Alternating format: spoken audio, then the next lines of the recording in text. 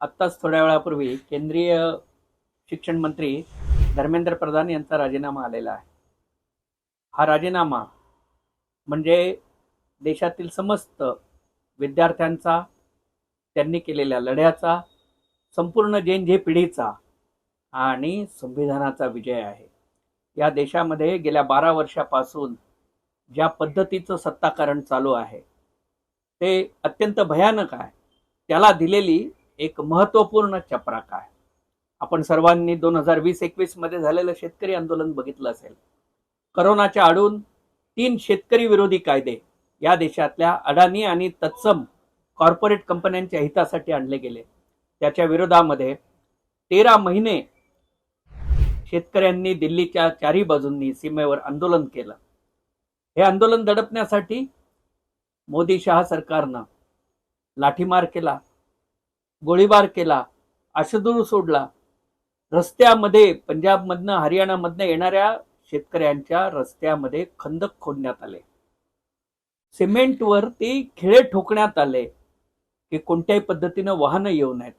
अन्न पाणी अडवण्याचे प्रयत्न झाले आणि या सगळ्याची आठवण या विद्यार्थी आंदोलनाच्या निमित्तानं झाली.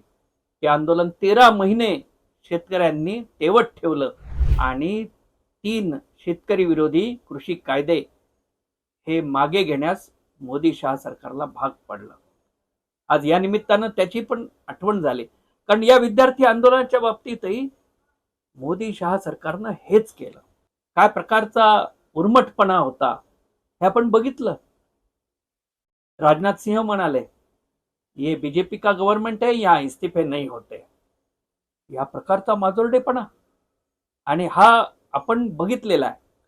ह्या विद्यार्थी आंदोलनाला दडपण्यासाठी मोदी शहा सरकारनं एकही गोष्ट शिल्लक ठेवली नाही. 16 ते 18 मेट्रो स्टेशन बंद ठेवण्यात आलेली आहेत. गेले 36 दिवस दिल्लीच्या ऊन वारा पावसामध्ये विद्यार्थी जंतर मंतरवर येऊन बसलेले आहेत. सोनम वांगचुकचं उपोषण चाललंय, नेहा बोराचं उपोषण चाललेलं आहे, अभिजित दिक्केचं उपोषण चालू आहे. आणि या सगळ्या पार्श्वभूमीवरती विद्यार्थी तिथं पोहोचू नयेत, पोहोचलेल्या विद्यार्थ्यांना अन्न काय पाणी सुद्धा मिळू नये, या प्रकारची व्यवस्था ही या मोदी आणि शहा सरकारनं केलेली होती. याची सुरुवात ही नीट पेपर फुटीपासून झालेली आहे असं अनेकांना वाटतं. परंतु हा असंतोष जो आहे हा एका पेपर फुटीचा नाही. या पेपर फुटीतून तर कळस झालेला होता. 30हून अधिक विद्यार्थ्यांनी जीव दिलेला होता, आत्महत्या केलेली होती.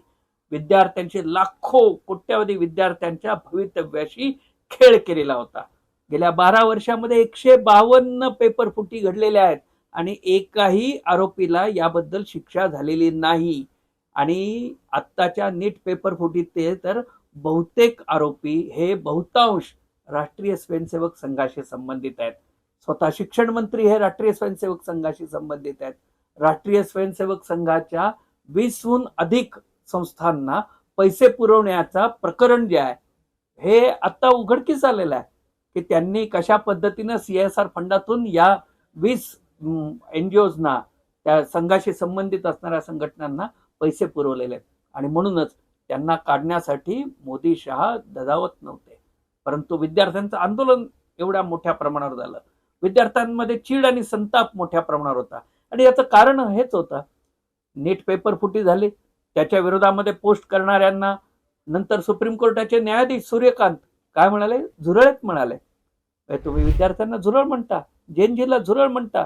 जे विद्यार्थी स्वतःच्या भविष्यानं चिंतित झालेले आहेत अशा विद्यार्थ्यांवर तुम्ही मानसिक आघात करता. जे तुमच्याकडे न्यायाच्या अपेक्षेनं बघतात त्यांना तुम्ही झुरळ म्हणता. तिसऱ्या बाजूला या नीट पेपर फुटीतल्या आरोपींना शिक्षा न होणं ही गोष्टही विद्यार्थ्यांनी बघितली आणि मग विद्यार्थी उतरले. दुसरा आघात झाला. तिसरा आघात हा जंतर मंतरवर शांततेनं आंदोलन करणारे विद्यार्थी जे संसदेमध्ये आपल्या मागण्यांसाठी चाललेले होते त्यांना कशा पद्धतीनं अडवण्यात आलं ते आपण बघितलं. लाठीमार झाला, विद्यार्थ्यांना मुलींना मारहाण करण्यात आली, मुलींच्या छातीवर बसून नाचले पोलीस दिल्लीचे. हे उघड्या डोळ्यांनी या देशानं बघितलेलं आहे.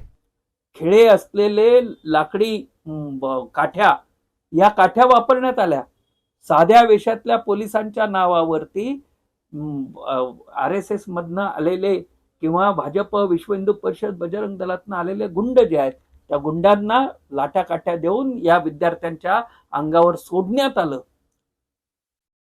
CRPF मध्ये जवळजवळ 150 लोक या पद्धतीचे सापडलेले आहेत, जे 10 वर्षापूर्वी रिटायर झालेले आहेत आणि त्यांना बोलावून घेण्यात आलं आणि त्यांच्या हातात लाठ्याकाठ्या देण्यात आल्या या पद्धतीच्या. अश्रुधुराच्या नळकांड्या फोडल्या, अन्नपाणी बंद केलं. शेतकरी आंदोलनाचीच ही पुनरावृत्ती या सरकारनं केलेली आहे. इजा बिजा आणि आता तिजा होणार आहे हे निश्चित आहे. कारण हे विद्यार्थ्यांचं आंदोलन केवळ आता प्रधानांच्या राजीनाम्यानं केवळ थांबणार नाही. याचं कारण आहे हा असंतोष जो आहे, हा केवळ पेपर फुटीबद्दलचा असंतोष नाही. हा राष्ट्रीय शैक्षणिक धोरणाच्या नावाखाली 2020 पासून तुम्ही जो शिक्षणाशी खेळ चालवलेला आहे त्याच्याबद्दल असलेला संताप हा या निमित्तानं आलेला आहे. एका बाजूला शिक्षण हे धड मिळत नाहीये, हे शिक्षण महाग झालेलं आहे, शिक्षणाचं बाजारीकरण, व्यापारीकरण झालेलं आहे. ज्याच्या खिशात पैसा तोच शिकेल अशा पद्धतीची नीती, अशा पद्धतीचं धोरण या सरकारनं आणलेलं आहे. एका बाजूला आहे. आणि दुसऱ्या बाजूला तुमची मुलं परदेशात शिकणार, ती नवं शिक्षण घेणार, आधुनिक शिक्षण घेणार, ते AI शी संबंधित शिक्षण घेणार. आणि तुम्ही आम्हाला काय शिकवणार आहात? ज्योतिषशास्त्र शिकवणार, तुम्ही आम्हाला कौटिल्य शिकवणार, तुम्ही आम्हाला चाणक्य शिकवणार आणि तुम्ही मनु किती ग्रेट होता याचं उदात्तीकरण करणार. हे मनुवादी शिक्षण तुम्ही आम्हाला देणार, आमच्या पुढच्या पिढ्यांना देणार आणि त्यांना तुमचे चाकर ठेवण्याची व्यवस्था करणार. हे विद्यार्थ्यांना आता लक्षात आलेलं आहे. तुमची मुलं परदेशात आधुनिक शिक्षण घेणार आणि आम्ही इथं हिंदू मुस्लिम करत बसायचं, आम्ही इथे जात धर्माच्या नावावर एकमेकांची भांडायचं, याची व्यवस्था तुम्ही करत आहात.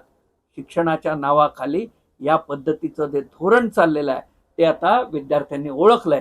त्याच्याच विरोधातला हा असंतोष आहे, त्याच्या विरोधातला हा संताप आहे. आणि म्हणून विद्यार्थी या आंदोलनात उतरले आणि विद्यार्थ्यांनी हे आंदोलन चालवलं. दिल्लीपासून ते चेन्नईपर्यंत आणि पटण्यापासून ते पुण्यापर्यंत हे आंदोलन विद्यार्थ्यांनी शिस्तीनं चालवलं, लाखोंच्या संख्येनं चालवलं, अभूतपूर्व पद्धतीनं चालवलं. लोकशाही, शांतता आणि संविधानाच्या मार्गाने चालवलं. फुले शाहू आंबेडकरांचा विचार हा केंद्रीभूत ठेवून चालवलं. अभिजित दिपकेंनी सांगितलेलं आहे, मराठी माणूस आहे, मोडेन पण वाकणार नाही. आणि हे आता सिद्ध झालेलं आहे. पेपर फुटीच्या निमित्तानं पुण्याची आणि महाराष्ट्राची बदनामी झालेली होती, त्याला उत्तर हे मराठी तरुणांनी या पद्धतीनं दिलेलं आहे. हे अत्यंत चांगलं झालं. राष्ट्रीय स्वयंसेवक संघाशी संबंधित लोकांनी पेपर फुटीमध्ये सहभाग घेतला, ही गोष्ट हे जगजाहीर आहे. आणि तरी काय म्हणतायत मोहन भागवत, आज्ञाधारकता हे आतापर्यंत ब्रीदवाक्य होतं, परंतु या पिढीला ते आवडत नाही. म्हणजे पुन्हा गिर्यातोबी टांग उपरीच तुम्ही तुमचंच गौरवीकरण करणार. आज्ञाधारकपणा काय शिकवता? अरे विद्यार्थ्यांनी ठरवलं असतं तर काही झालं असतं, पण विद्यार्थ्यांचं अभिनंदन केलं पाहिजे की त्यांनी डॉक्टर बाबासाहेब आंबेडकरांचा संविधानिक मार्ग हा कायम ठेवला. याच्याबद्दल त्यांचं अभिनंदन केलं पाहिजे. आणि या पुढच्या काळामध्ये आपण हे लक्षात घेतलं पाहिजे की विद्यार्थ्यांच्या मनामध्ये आणि रक्तामध्ये भिनलेलं आहे की या पुढच्या काळामध्ये हे आंदोलन चालू राहील. आणि किती येवो द्रोणाचार्य, काळ आता डरणार नाही, नवा एकलव्य येत आहे, दान अंगठ्याचे होणार नाही. लोकशाहीची पहाट झालेली आहे आणि ही पहाट आता फटफटल्याशिवाय राहणार नाही आणि संपूर्ण भारताला संविधानाचा, लोकशाहीचा प्रकाश दिल्याशिवाय थांबणार नाही. हे जैनजीचं म्हणणं आहे. शुभेच्छा जैनजी, आगे बढ़ो, लढेंगे, जीतेंगे. सत्य की जय हो.